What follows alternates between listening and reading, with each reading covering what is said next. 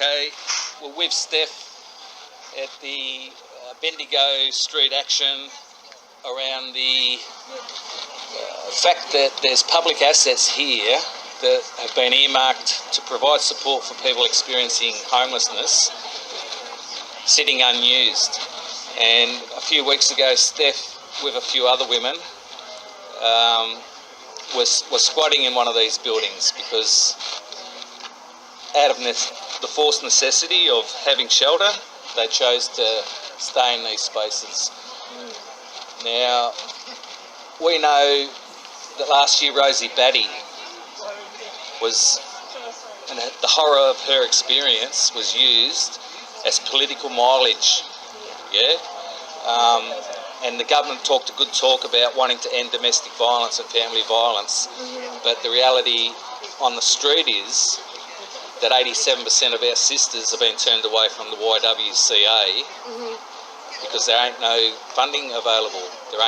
But when we look around, empty six houses in this street are sitting unused. Do you want to speak about the government coming along and evicting you from, and how that made you feel? Yeah, so I guess we've been in the house for less than a week, and the houses were empty for more than 1 year.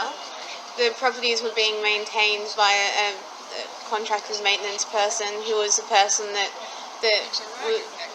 made informed the state that we were there. And then Jim's mowing, yeah, Jim's mowing. Yep. And of course, no fault of that person. Like they're just doing what they're doing. And keep going. Okay. Then they informed their boss, and that boss informed other people, continuous, and then the police. Two police came with a representative of the Department of Transport, Logistics, and whatever the extended title of that is. Yep. And pretty much said that we had 10 minutes to leave, that we had to leave. We had ridden prior to that. So when Jim's mowing person found out that we were there, that was like on one day, and then the next day the police come. So we were waiting for them the whole day. We thought they were going to come. We wrote up this letter with, this is our situation, whatnot. 4 young women, homeless, just wanting to have shelter. I'd like to negotiate or be given some time, because it was going to be the Easter weekend or coming up to that, and all those other public holiday weekends. And we thought, it's not like anyone could find any housing at that point anyway because of, the timing. And so we've written up a really nice letter giving them all this information, giving them a couple people's numbers, but they didn't really respond to that at all,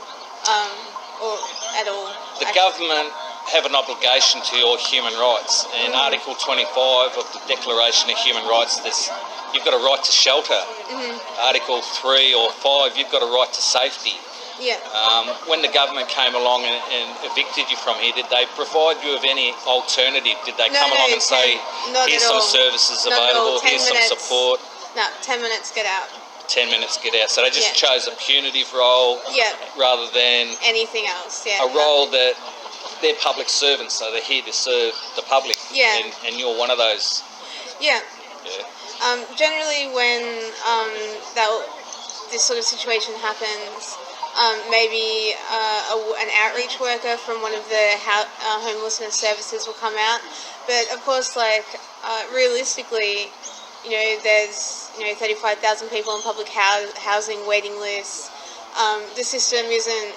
There's no shared housing built into that. Any sort of community public housing models anymore. And, so if you're a single person, like a one-bedroom property just ain't ever going to come up for you, because there's people who are really not capable of getting any other housing and whatnot. So, of course, they're prioritised. Elderly, disabled, mental health, anything, who knows. So when you would go onto a wait list for some one-bedroom property, it will never happen. So even like those services don't give any options. How did you feel about being evicted?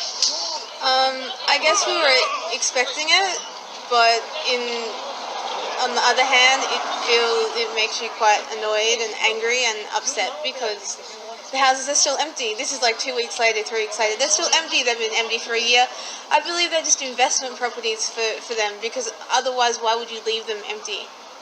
There isn't any reason, the neighbours want people to be in their neighbourhood, and they've had some of the houses that were acquired have people have moved into them, but that's like 2 out of 6 or 8 houses over 1 year. That's pathetic.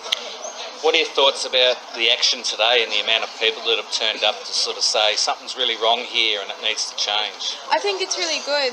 People came quite early, and it's just really nice that, there's more than 30 people here. There's more people that are planning to come as well throughout the day. And also, we've informed the neighbours, we've chatted with neighbours, we've had like a breakfast, like pancakes and stuff going on as well.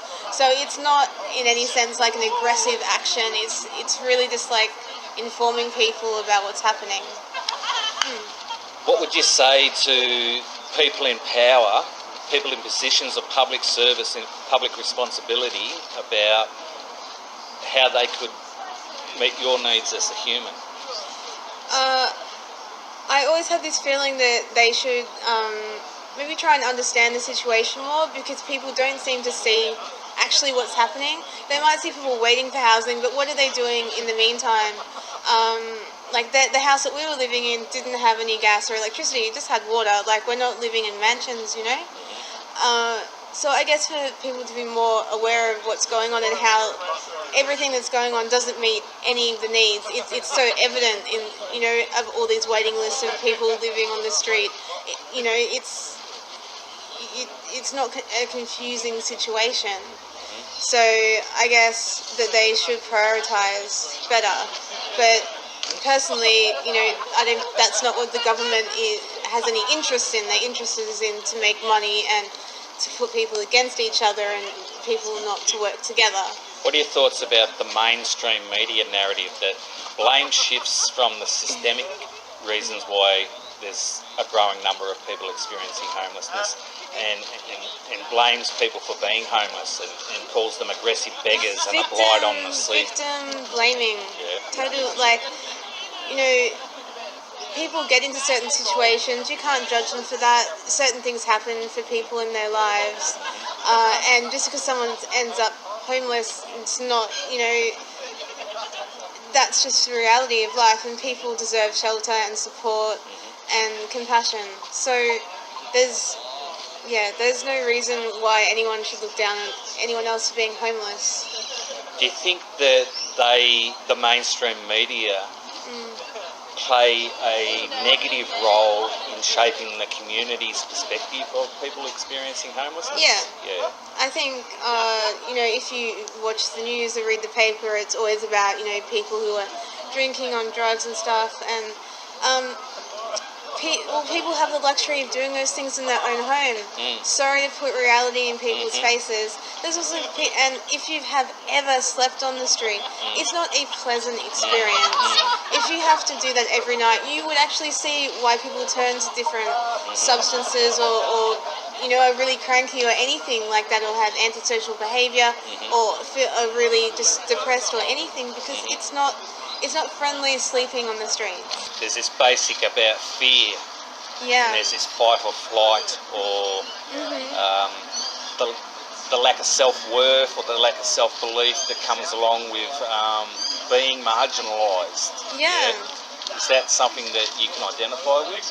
Yeah, I think, when people are stereotyping you because of any of the choices you make or anything that you're doing, even, squatting is sort of, that can be a choice to be squatting, and then it cannot be depending what your situation is.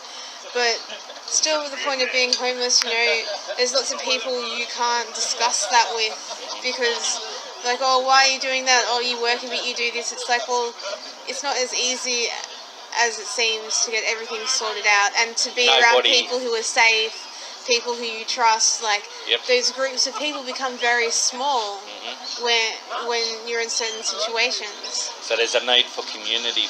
There's no one in grade 3 really said, I'm going to grow up and live rough, yeah? No, I haven't heard one yet. And the Australian dream about housing and not having to sort of be dependent on the hand-to-mouth sort of cycle that charities perpetuate. But it's also the so-called affordability of housing is just like ridiculous. Like Yep. not only the fact that it's not affordable, like so many people are trying to get the same cheaper style of housing, which just barely exists. And then where it may exist, like, is that a safe area for someone? Is it unsafe? What goes on in certain areas? How far away from employment? Well, yeah, exactly. How accessible is it? Like, all those types of things. So a lot needs to change. Yeah. What would you say to our brothers and sisters in the broader community about change? Well, I guess just to be more aware of what's actually happening. You know, people are on the internet all the time and watching TV, but I don't know if people actually take anything in. Not that there's much to take in on certain avenues, but just, you know, to be aware that people have different situations, and, you know, what you may pay for a meal may be ridiculously too expensive for someone else. And, you know, just to actually get out there and be active and see what's going on.